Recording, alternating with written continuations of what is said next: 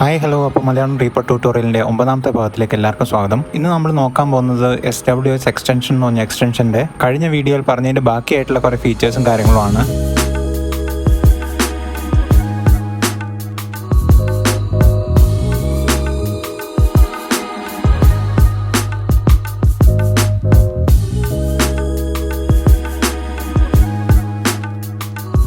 Cycle action editor എന്ന് പറഞ്ഞൊരു ഫീച്ചറാണ്. അതും ഈ എക്സ്റ്റൻഷൻ്റെ അകത്ത് തന്നെ ഉള്ളതാണ്.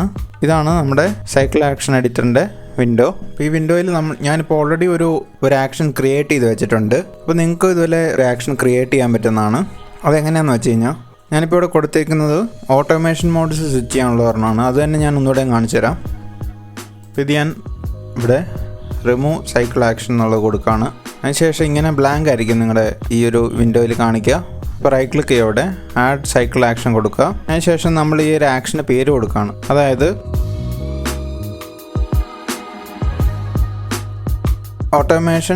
സൈക്കിൾ ഓട്ടോമേഷൻ മോഡ്സ് എന്നാണ് ഞാനിപ്പോൾ അതിന് പേര് കൊടുത്തേക്കുന്നത്. നിങ്ങൾക്ക് ഇഷ്ടമുള്ളത് കൊടുക്കാമെന്നാണ്.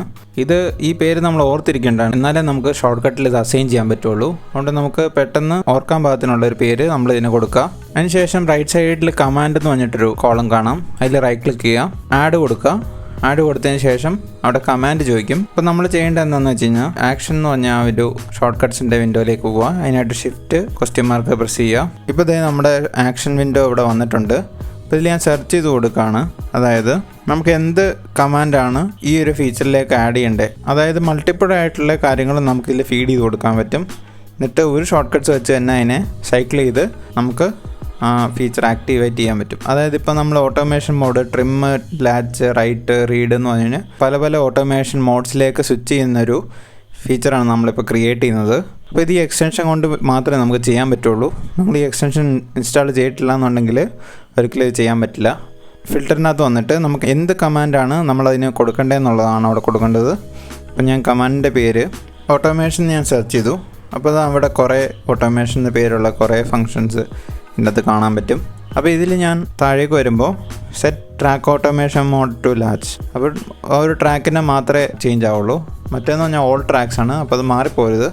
Set track automation mode to latch കൊടുത്തു. അതിൻ്റെ സെലക്ട് ചെയ്തിട്ട് ക്ലിക്ക് ചെയ്തിട്ട് റൈറ്റ് ക്ലിക്ക് ചെയ്യുക. അതിനുശേഷം copy selected action command ID എന്നുള്ളത് കൊടുക്കുക.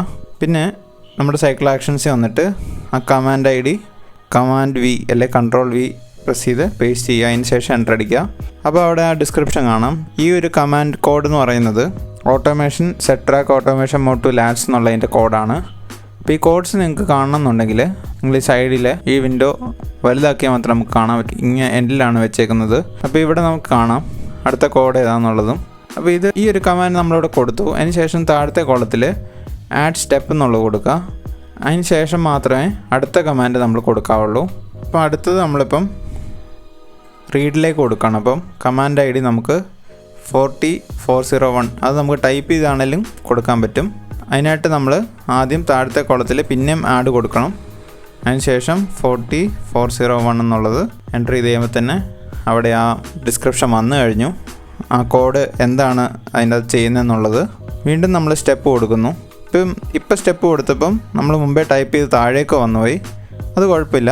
നമ്മളിപ്പം വീണ്ടും ഈ ഒരു അത്ഭുത ചിഹ്നം കൊടുത്തു കഴിയുമ്പം വീണ്ടും സ്റ്റെപ്പ് എന്ന് പറഞ്ഞ ക്രിയേറ്റ് ആവും. അത് ഡ്രാഗ് ചെയ്ത് താഴേക്കിടാം. ഇത് നമുക്കിങ്ങനെ ഡ്രാഗ് ചെയ്ത് മാറ്റാമെന്നാണ്. അതിനുശേഷം വീണ്ടും ആഡ് കൊടുക്കുന്നു. അതിനെ നമ്മൾ ഓട്ടോമേഷൻ മോഡ് ടു ടച്ച് എന്നുള്ളതിൻ്റെ കമാൻഡ് കൊടുക്കാം. ഡബിൾ ക്ലിക്ക് ചെയ്തു, പേസ്റ്റ് ചെയ്യുന്നു. ഓക്കെ, ഇപ്പോൾ ഈ 4 മോഡ്സ് ഞാനിവിടെ കൊടുക്കുന്നുള്ളൂ. അതിനുശേഷം നമ്മളിവിടെ ഓട്ടോമേഷൻ മോഡ്സ് എന്ന് പറഞ്ഞ് സെർച്ച് ചെയ്യുകയാണ്. അപ്പോൾ ഇതാ നമ്മളിവിടെ ക്രിയേറ്റ് ചെയ്ത് ആ ഒരു ഫീച്ചർ ഇവിടെ കാണാം, സ്വിച്ച് ഓട്ടോമേഷൻ മോഡ്. അപ്പോൾ അതിൻ്റെ ഷോർട്ട് കട്ട് ഞാൻ ഓൾറെഡി നേരത്തെ അസൈൻ ചെയ്തിട്ടുണ്ടായിരുന്നു.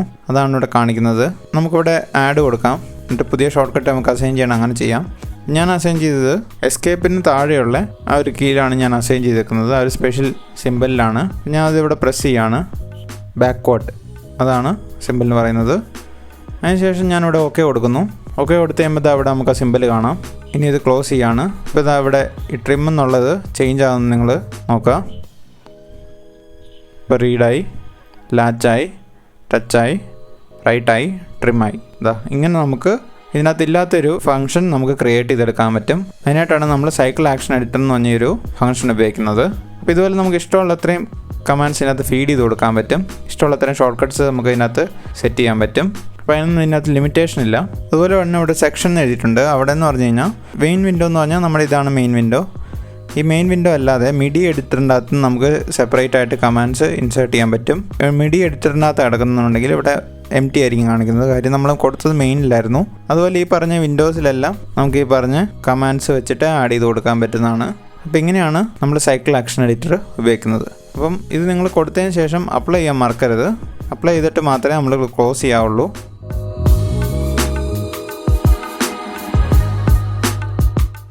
ലേബൽ പ്രൊസസ്സർ എന്ന് പറഞ്ഞിട്ടൊരു ഫംഗ്ഷനാണ്.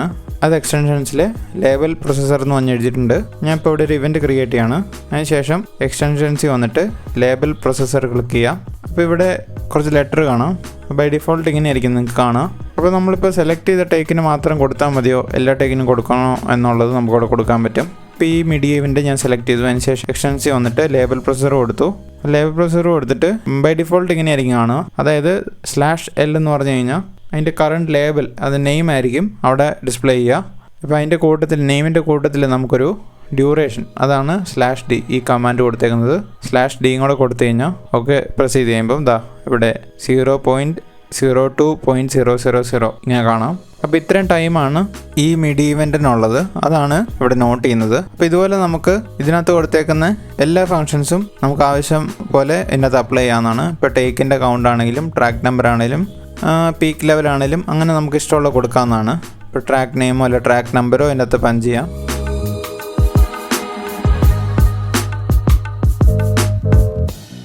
ഇനി നമ്മൾ നോക്കാൻ പോകുന്നത് ലൗഡ്നെസ് എന്ന് പറഞ്ഞിട്ട് ഒരു പ്ലഗിനാണ്. അത് എക്സ്റ്റൻഷൻ്റെ അകത്തുള്ളതാണ്. ഇപ്പോൾ ഈ ലൗഡ്നെസ് എന്നുള്ളത് എക്സ്റ്റൻഷൻസിനകത്ത് ലൗഡ്നെസ് കൊടുക്കാം. അപ്പോൾ ഇതാ ഇങ്ങനെ ഒരു വിൻഡോ വരും. അപ്പോൾ ഇതിൽ ഞാനിപ്പോൾ ഒരു ഓഡിയോ ഫയൽ ലോഡ് ചെയ്ത് കൊടുക്കുകയാണ്. അതായത് ഈ ഓഡിയോ ഫയൽ ഞാനിപ്പോൾ ലോഡ് ചെയ്തു.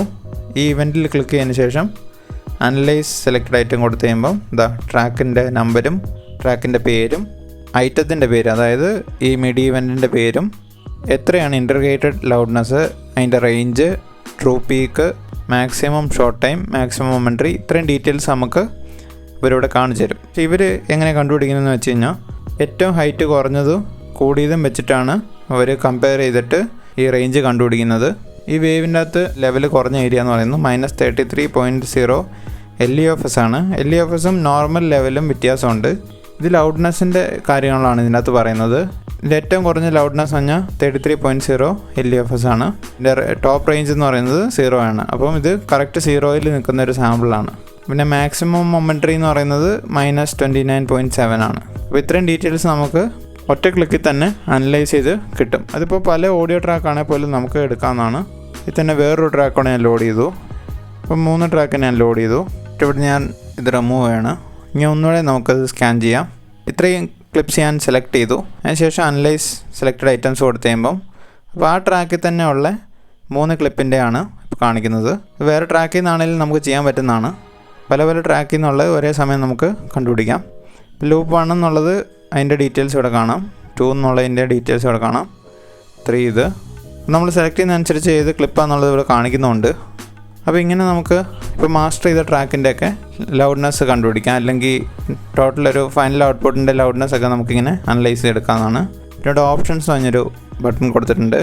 അതിൽ ഇതിപ്പം പെട്ടെന്ന് ജനറേറ്റ് ചെയ്തൊരു റിസൾട്ടായിരുന്നു. നമുക്ക് സ്ലോവർ എന്ന് കൊടുത്തു കഴിഞ്ഞാൽ കുറച്ചും കൂടെ പ്രിസിഷൻ അതായത് എൻ്റെ ആക്യുറസി കറക്റ്റ് ആയിരിക്കും. ഇതിപ്പോൾ ഏകദേശം ഉള്ളൊരു രീതിയിലാണ് ഇവർ പറയുന്നത്. ഇപ്പോൾ യൂസ് ഹൈ പ്രിസിഷൻ മോഡ് കൊടുത്തു കഴിയുമ്പം കുറച്ചുകൂടെ ബെറ്റർ റിസൾട്ട് നമുക്ക് അതിനകത്ത് കിട്ടും. കുറച്ചുകൂടെ ആക്യുറേറ്റ് ആയിട്ടുള്ള റിസൾട്ട് അതിനകത്ത് കിട്ടും.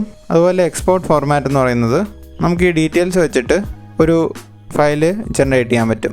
ഇത്രയും കാര്യങ്ങൾ നമുക്ക് ഇതിനകത്ത് ആഡ് ചെയ്ത് കൊടുക്കാൻ പറ്റുന്നതാണ്. ഈ കോഡ്സ് ഈ $സൈൻ കഴിഞ്ഞുള്ള പേര് നമ്മൾ ഇതിനകത്ത് ടൈപ്പ് ചെയ്ത് കൊടുത്തു കഴിഞ്ഞാൽ അതെല്ലാം അതിനകത്ത് വരുന്നതായിരിക്കും. ഞാൻ സേവ് ചെയ്യാണ്. സേവ് ചെയ്ത് കഴിയുമ്പോൾ ഇങ്ങനെ എൻ്റെ ഫയൽ ജനറേറ്റ് ആവും. അപ്പോൾ അതിൽ നമ്മൾ ഈ ഡീറ്റെയിൽസ് എല്ലാം കാണാൻ പറ്റും.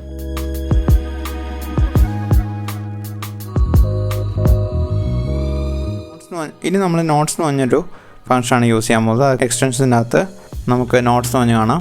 ഇതെന്ന് പറയുന്നത് നമുക്കിതിനകത്ത് എന്ത് വേണമെങ്കിലും ടൈപ്പ് ചെയ്ത് വെക്കാം. ഇപ്പോൾ ഈ ട്രാക്കിൽ എന്തെങ്കിലും ഒരു കോമ്പോസിഷൻ ചെയ്യുന്ന സമയത്ത് നമുക്കിപ്പോൾ അതിനകത്ത് കിക്ക് മാറ്റണം എന്നുള്ളതാണ്. അല്ലെങ്കിൽ പിന്നീട് റെക്കോർഡ് ചെയ്യേണ്ട ഏതെങ്കിലും ഇൻസ്ട്രുമെൻ്റിൻ്റെ പേര് ചെയ്യുമ്പോൾ വേറൊരാളായിട്ട് വർക്ക് ചെയ്യുമ്പോൾ നമ്മൾ ഉപയോഗിക്കുന്നതാണ് ഈ നോട്ട്സ് എന്ന് പറയുന്നത്. അല്ലെങ്കിൽ കറക്ഷൻസ് പറയുമ്പോൾ നമുക്കിതിനകത്ത് റൈറ്റ് ചെയ്ത് വെക്കാം. പിന്നീട് ആ ഒരു പ്രൊജക്റ്റ് ഓപ്പൺ ചെയ്യുമ്പോൾ ഈ നോട്ട്സ് അതിൻ്റെ അകത്ത് ഓപ്പൺ ആയി നോക്കുമ്പോൾ നമുക്ക് അതിനകത്ത് കറക്ഷൻസ് എന്തൊക്കെയാണെന്ന് ഓർത്ത് വെക്കാം. ചേഞ്ച് കിക്ക് എന്ന് പറഞ്ഞിട്ട് കൊടുക്കുകയാണ്. 1 ഇങ്ങനെ കൊടുത്തു. അതിനുശേഷം 2 എന്ന് പറഞ്ഞിട്ട് സ്നെയർ വോളിയം അപ്പ് ഇങ്ങനെ രണ്ടാമത്തെ ഒരു ടെക്സ്റ്റ് കൊടുത്തു. ഇതിപ്പോൾ ട്രാക്ക് നോട്ട്സ് ആണ്, അതായത് ഈ ട്രാക്ക് സെലക്ട് ചെയ്യാൻ മാത്രമേ വരുള്ളൂ. ഞാൻ വേറെ ട്രാക്ക് സെലക്ട് ചെയ്ത് കഴിഞ്ഞാൽ അത് പോവും. അപ്പോൾ ഇത് ലോക്ക് ചെയ്ത് വെക്കാം. അതിനുശേഷം ഇങ്ങനെ എഡിറ്റ് ചെയ്യാൻ പറ്റാത്ത രീതിയിലാണ് ഇപ്പം ലോക്കാക്കി വെച്ചേക്കാണ്.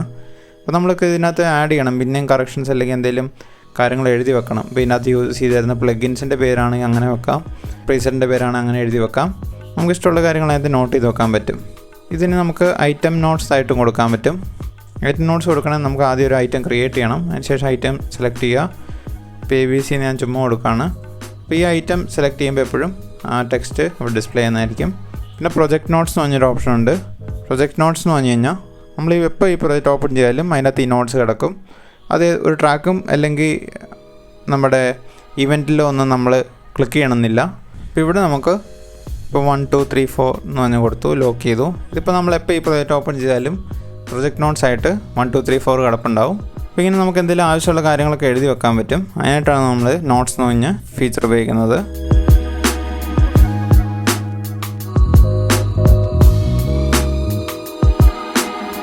അടുത്തായിട്ട് നമ്മൾ നോക്കാൻ പോകുന്നത് ReaConsole എന്ന് പറഞ്ഞിട്ടൊരു ഫംഗ്ഷനാണ്. അതായത് നമ്മൾ C പ്രസ് ചെയ്ത് കഴിയുമ്പം ReaConsoleൻ്റെ ഒരു വിൻഡോ വരുന്നതായിരിക്കും. അപ്പോൾ ഇതാണ് ReaConsole എന്ന് പറയുന്നത്. ഇവിടെ നമുക്ക് കമാൻഡ്സ് എൻ്റർ ചെയ്തിട്ട് നമുക്ക് പല കാര്യങ്ങളും ചെയ്യാൻ പറ്റും. അതായത് ഇപ്പോൾ ഞാനിവിടെ ഇപ്പോൾ ട്രാക്ക് സെലക്ഷൻ ഞാൻ 3 ട്രാക്ക് ക്രിയേറ്റ് ചെയ്യാണ്. ഇപ്പോൾ നമുക്ക് 3 ട്രാക്ക് ഉണ്ട് ഇവിടെ. അപ്പോൾ ഇതിലേതെങ്കിലും ഒരു ട്രാക്ക് സെലക്ട് ചെയ്യണം. ഇപ്പോൾ സെക്കൻഡ് ട്രാക്ക് അല്ല തേർഡ് ട്രാക്കാണ് നമ്മൾ സെലക്ട് ചെയ്യേണ്ടതെന്നുണ്ടെങ്കിൽ ഇപ്പോൾ ഞാൻ പേരൊന്നും കൊടുത്തിട്ടില്ല. അപ്പോൾ നമുക്ക് ക്യാപിറ്റൽ S3 എന്നുള്ളത് സെലക്ട് ചെയ്യാം. അതിനുശേഷം എൻ്റർ അടിച്ച് കഴിഞ്ഞാൽ മൂന്നാമത്തെ ട്രാക്ക് ഏതാണോ അത് സെലക്ട് ആവുന്നതായിരിക്കും. ഞാൻ ട്രാക്സിന് ABC എന്ന് പറഞ്ഞ് പേര് കൊടുത്തിട്ടുണ്ട്. ഇനി നമുക്ക് പേര് വെച്ച് സെർച്ച് ചെയ്യണമെന്നുണ്ടെങ്കിൽ അങ്ങനെയും ചെയ്യാൻ പറ്റും. ഇപ്പം ഞാൻ SB എന്ന് കൊടുത്തു കഴിഞ്ഞാൽ ട്രാക്ക് B എന്ന് പേരുള്ള ട്രാക്ക് സെലക്ട് ആവും. ഇനി നമുക്ക് ഡീസെലക്ട് ചെയ്യണമെന്നുണ്ടെങ്കിൽ സ്മോൾ ലെറ്റർ S എഴുതിയിട്ട് B ടൈപ്പ് ചെയ്ത് എൻ്റർ അടിച്ച് കഴിഞ്ഞാൽ ആ സെലക്ഷൻ ഡീസെലക്ട് ആവും. ക്യാപ്സ് അടിച്ച് കഴിഞ്ഞാൽ സെലക്ട് ആവും. സ്മോൾ ലെറ്റർ അടിച്ച് കഴിഞ്ഞാൽ ഡീസെലക്ട് ആവും. പിന്നെ ഉള്ളത് നമുക്ക് ഈ ട്രാക്ക് ആം ചെയ്യാൻ പറ്റും. അതായത് ഞാൻ ഇപ്പോൾ സെലക്ട് ചെയ്ത് വെച്ചേക്കുന്ന B എന്ന് പറഞ്ഞ ട്രാക്കാണ്. അതിനുശേഷം ഞാൻ A എന്ന് ടൈപ്പ് ചെയ്തു. B എന്ന് കൊടുത്തു കഴിഞ്ഞാൽ B എന്ന് പേരുള്ള ട്രാക്ക് എനേബിൾ ആയി. കുറച്ചുകൂടെ ലെങ്തി ആയിട്ടുള്ള നെയിം കൊടുക്കാം. GTR എന്ന് കൊടുത്തു. ബേസ് ഡ്രംസ് ഇങ്ങനെ നമ്മൾ 3 എണ്ണം കൊടുത്തു. ഇപ്പോൾ നമ്മൾ ബേസ് തന്നെ കൊടുത്തിട്ട് എൻ്റർ അടിച്ച് കഴിഞ്ഞാൽ ഇതിപ്പോൾ ഓൾറെഡി ആംഡ് ആണ്. ഇനി നമുക്ക് സ്മോൾ ലെറ്റർ A പ്രസ് ചെയ്യാം. ട്രാക്കിൻ്റെ റെക്കോർഡ് എനേബിൾ ചെയ്തത് ഡിസേബിൾ ആയി. ഇപ്പോൾ സ്മോൾ ലെറ്റർ A ആണ് ഞാനിവിടെ യൂസ് ചെയ്തത്. പിന്നെ ഈ ട്രാക്കിൻ്റെ പൊളാരിറ്റി ഇൻവേർട്ട് ചെയ്യാൻ വേണ്ടിയിട്ട് ക്യാപിറ്റൽ H ടൈപ്പ് ചെയ്തിട്ട് എൻ്റർ അടിച്ച് കഴിഞ്ഞാൽ ഇവിടെ ഐക്കൺ ചേഞ്ച് ആയതാണ്, ബ്ലൂ കളറിലേക്ക് മാറിയത്. സ്മോൾ ലെറ്റർ H അടിച്ച് കഴിഞ്ഞാൽ അത് ഡിസേബിൾ ആവും. ഇനി നമ്മൾ വോളിയം നമുക്ക് എങ്ങനെ ഈ കമാൻഡ് വെച്ചിട്ട് കൺട്രോൾ ചെയ്യാൻ നോക്കാം. അതായത് V പ്രസ് ചെയ്തിട്ട് ശേഷം ഇതിന് ക്യാപ്സ് സ്മോൾ എന്നില്ല. V പ്രസ് ചെയ്തതിന് ശേഷം സ്പേസ് ഇടുക. അതിന് ശേഷം കുറയ്ക്കുകയാണെങ്കിൽ മൈനസ് ഇട്ടതിന് ശേഷം 5 ഞെക്കുക. 5 അല്ല എത്ര നിങ്ങൾക്ക് വാല്യൂ എന്നുള്ളത് കൊടുക്കാവുന്നതാണ്. അപ്പം ഞാൻ 5 dB തന്നെ കൂട്ടണമെന്നുണ്ടെങ്കിൽ വെറുതെ 5 ഞെക്കിയാൽ മതി. വീണ്ടും 5 ഞെക്കി കഴിഞ്ഞാൽ വീണ്ടും കൂടുന്നതായിരിക്കും. ഇനിയിപ്പോൾ 0യിലേക്ക് വരണമെന്നുണ്ടെങ്കിൽ അവിടെ 0 എന്ന് കൊടുത്താൽ മതി. അപ്പോൾ അങ്ങനെയാണ് നമുക്കിത് വെച്ച് വോളിയം അഡ്ജസ്റ്റ് ചെയ്യാൻ പറ്റുന്നത്. അതുപോലെ പാൻ P കൊടുക്കാം 100. പാൻ 100 കൊടുത്തു കഴിഞ്ഞാൽ റൈറ്റിലേക്കായിരിക്കും പോകുന്നത്. അതുപോലെ മൈനസ് വാല്യൂ കൊടുത്തു കഴിഞ്ഞാൽ ലെഫ്റ്റിലേക്കുമായിരിക്കും പോകുന്നത്. 0 ആക്കണമെന്നുണ്ടെങ്കിൽ P0 കൊടുത്താൽ മതി. നമുക്ക് ഈ ട്രാക്കിൽ FX ഇൻസേർട്ട് ചെയ്യണം. FX ഇൻസേർട്ട് ചെയ്യാനായിട്ട് X എന്ന് പറഞ്ഞ ബട്ടൺ പ്രസ് ചെയ്യുക. അതിനുശേഷം EQ എന്ന് പറഞ്ഞാൽ ഇതിൻ്റെ സ്റ്റോക്ക് പ്ലഗിനാണ്. ഞാൻ അത് തന്നെ കൊടുക്കുകയാണ്. അപ്പോൾ ഇവിടെ FXൻ്റെ അകത്ത് ReEQ ലോഡായിട്ടുണ്ട്. ഇവിടെ ലോഡായി. നമുക്ക് ഇതിനകത്ത് വേറൊരു പ്ലഗിനോട് ലോഡാണ്. ReComp എന്ന് പറഞ്ഞു കൊടുത്തു. ReComp എന്ന് പറഞ്ഞാൽ റീപ്പറിൻ്റെ തന്നെ കംപ്രസറാണ്. അവിടെ ലോഡായിട്ടുണ്ട്. അപ്പോൾ ഞാൻ X പ്രസ് ചെയ്തിട്ട് ഇപ്പോൾ എഫക്റ്റ് കൊടുത്തു. അവിടെ ആ പ്ലഗിൻ ലോഡായിട്ടുണ്ട്. അപ്പോൾ ഇങ്ങനെ നമുക്ക് പ്ലഗിൻസ് ലോഡ് ചെയ്യാൻ പറ്റും, FX ആയിട്ടും ഇൻസ്ട്രുമെൻറ്റ്സ് ആയിട്ടും. ഇപ്പോൾ ഇത്രയും പ്ലഗിൻ ഇവിടെ ലോഡായിട്ടുണ്ട്. ഇനി നമുക്ക് ഇട്ട പ്ലഗിൻസിനെ ടോട്ടലി ഡിസേബിൾ ചെയ്യണമെന്നുണ്ടെങ്കിൽ നമ്മൾ ആദ്യം ട്രാക്ക് സെലക്ട് ചെയ്യുന്നു.